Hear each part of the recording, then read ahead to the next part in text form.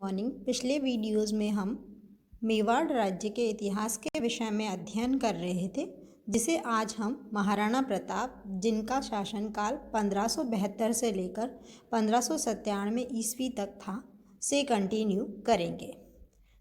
अकबर भारत का महानतम विजेता व साम्राज्य निर्माता था। ऐसे सम्राट का विरोध एक अकेले छोटे से राज्य ने किया और वह था मेवाड़। वह अकबर के साम्राज्य का अंग न स्वेच्छा से बना, न अकबर की कूटनीति और सैनिक शक्ति से। अकबर कहीं असफल हुआ तो मेवाड़ में, उसकी महत्वाकांक्षाओं को अपूर्ण रहना पड़ा तो राजस्थान के इस पर्वतीय प्रदेश में। मेवाड़ ने अकबर की साम, दाम, दंड और भेद सभी नीतियों को पैरों तले रौंदकर अपनी स्वाधीनता की रक्षा की। मेवाड़ के 3 महाराणा उदय सिंह, प्रताप सिंह और समर सिंह अकबर के समकालीन थे। तीनों को अकबर की शत्रुता का सामना करना पड़ा। तीनों ने अपने गौरव और अपने राज्य की स्वाधीनता के लिए अकबर से संघर्ष किया और तीनों में से एक से भी अकबर अपनी अधीनता स्वीकार नहीं करा सका। महाराजा अमर सिंह ने अंतिम समय में जहांगीर से संधि की। अकबर जैसे सम्राट से टक्कर इस छोटे से राज्य के राजा निरंतर लेते रहे। इसी से उनके प्रयत्न को असाधारणता प्राप्त हुई और वे स्वाधीनता प्रेमियों के आदर्श माने जाते हैं। वीर शिरोमणि महाराणा प्रताप का जन्म 9 मई 1540 ईस्वी को ज्येष्ठ शुदी तृतीया को कुंभलगढ़ में महाराणा उदय सिंह की रानी जयवंता बाई पाली के सोनगरा अखयराज की पुत्री की कोख से हुआ। महाराणा उदय सिंह ने अपनी दूसरी पत्नी व प्रिय रानी जैसलमेर के भाटी राजवंश की पुत्री धीरबाई से उत्पन्न पुत्र जगमाल को अपना उत्तराधिकारी नियुक्त किया, जबकि प्रताप सबसे बड़े व योग्य पुत्र थे। महाराणा उदय सिंह का देहावसान 28 फरवरी 1572 ईस्वी को हो गया।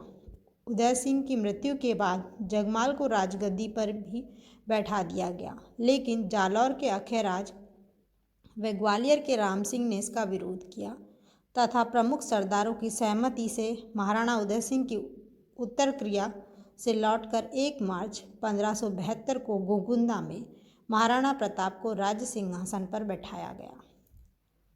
यह एक प्रकार से राजमहलों की क्रांति थी, क्योंकि पूर्व महाराणा के निर्णय को बदलकर गद्दी पर बैठे महाराणा को हटा दिया गया था।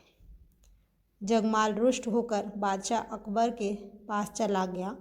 बादशाह ने उसे जहाजपुर का परगना जागीर में दिया। जब प्रताप गद्दी पर बैठे तब उनकी आयु 32 वर्ष हो चुकी थी। राणा प्रताप कीका के नाम से लोकप्रिय थे। प्रताप का विधिवत राज्याभिषेक समारोह कुंभलगढ़ में मनाया गया। कहते हैं कि महाराणा प्रताप ने तब प्रतिज्ञा की थी कि जब तक वह चित्तौड़ को मुगलों से स्वतंत्र नहीं करा लेंगे, तब तक न तो थाली में रोटी खाएंगे और न ही बिस्तर पर सोएंगे। जोधपुर के राठौड़ राजा रावचंद्र सेन भी इस समारोह में आए थे। यहीं से महाराणा प्रताप ने चित्तौड़ का शासन प्रबंध करना प्रारंभ किया। प्रताप के मेवाड़ का शासक बनने के समय उनके सामने निम्नलिखित प्रमुख समस्याएं थीं। प्रथम, मेवाड़ को मुगलों से सुरक्षित करना। द्वितीय, दीर्घकालीन युद्धों के कारण मेवाड़ की बिगड़ी हुई राजनीतिक, आर्थिक व सामाजिक स्थिति को सुधारना। तृतीय, मेवाड़ के परगनों मांडलगढ़, चित्तौड़, बदनौर, बागौर, जहाजपुर आदि से मुगलों को खदेड़ना एवं अपना अधिकार करना। मेवाड़ की सैन्य शक्ति को पुनर्गठित करना। महाराणा प्रताप के समक्ष उक्त सभी समस्याओं से निपटने के 2 विकल्प थे। प्रथम, मेवाड़ की स्वतंत्रता बनाए रखने के लिए युद्ध स्तर पर सभी प्रकार की तैयारियों में जुट जाएं। द्वितीय, अकबर की अधीनता स्वीकार कर ले।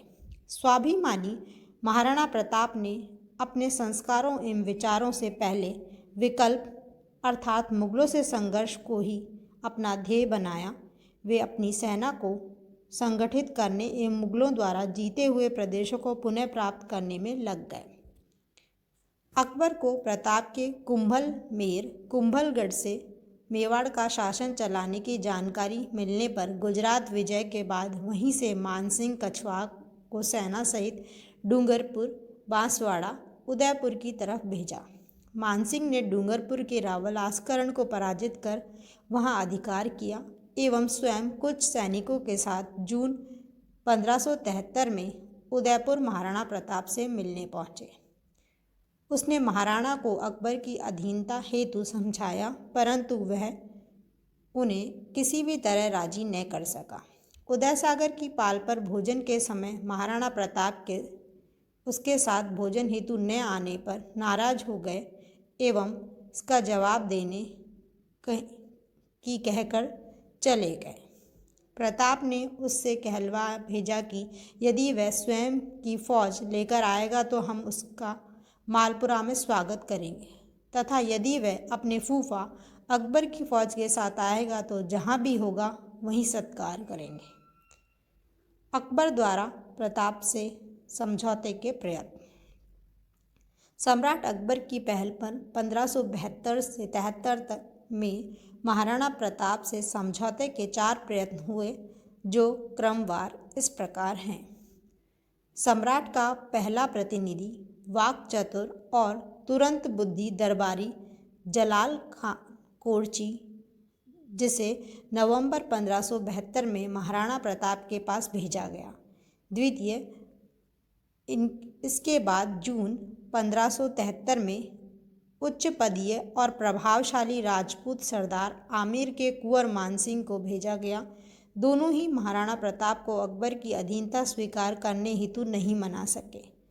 सितंबर 1573 में मानसिंह के पिता आमेर के राजा भगवंत दास को भेजा गया। इसके बाद अंतिम प्रयत्न के रूप में सैन्य संचालन एवं प्रशासन व्यवस्था दोनों में ही दक्ष तथा अपने निजी जीवन में श्रेष्ठ राजा टोडरमल को दिसंबर 1573 में प्रताप से संधि हेतु भेजा, लेकिन सभी दूत महाराणा प्रताप को राजी करने में असफल रहे एवं वे महाराणा प्रताप को अकबर की अधीनता स्वीकार करने हेतु न मना सके।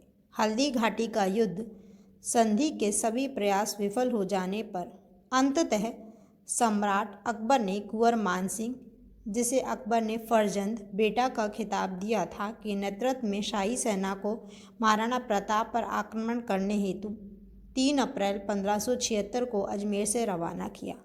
मानसिंह ने सेना सहित पूर्वी मेवाड़ में स्थित मांडलगढ़ में डेरा डाला। यहाँ से मानसिंह युद्ध की समस्त तैयारियां कर शाही सेना के साथ मुही गांव पहुँचे। मानसिंह के जीवन की यह पहली लड़ाई थी जिसमें वह स्वयं सेनापति बने थे। शाही सेना में उनके साथ गाजी खां बदख्शी, ख्वाजा मोहम्मद रफ़ी बदख्शी, काजी खां, इब्राहिम चिश्ती, शेख मंसूद, ख्वाजा गयासुद्दीन, सैयद अहमद खां, जगन्नाथ कछवाहा, भारमल का पुत्र, मेहतर खां, माधो सिंह मानसिंह का भाई, मुजाहिद बेग, खंगार व लूनकरण आदि सरदार थे। मानसिंह के मांडलगढ़ पहुंचने का समाचार सुनकर महाराणा प्रताप सेना सहित कुंभलगढ़ से गोगुंदा आ गए। उन्होंने मीरपुर के शासक व भीलों के सरदार राणा पूंजा को मेवाड़ की रक्षा का भार सौंपा। मानसिंह की सेना ने मोही गांव से भूताला गांव होते हुए खमनौर के पास हल्दी घाटी से कुछ दूर बनास के तट पर डेरा डाला। महाराणा प्रताप मेवाड़ की सेना के साथ गोगुंदा से रवाना हुए और खमनौर से 10 मील दक्षिण पश्चिम में लोसिंग गांव पहुंचे। हल्दी घाटी राजसमंद जिले में नाथद्वारा से 11 मील दक्षिण पश्चिम में गोगुंदा और खमनौर के बीच एक संकरा स्थान है।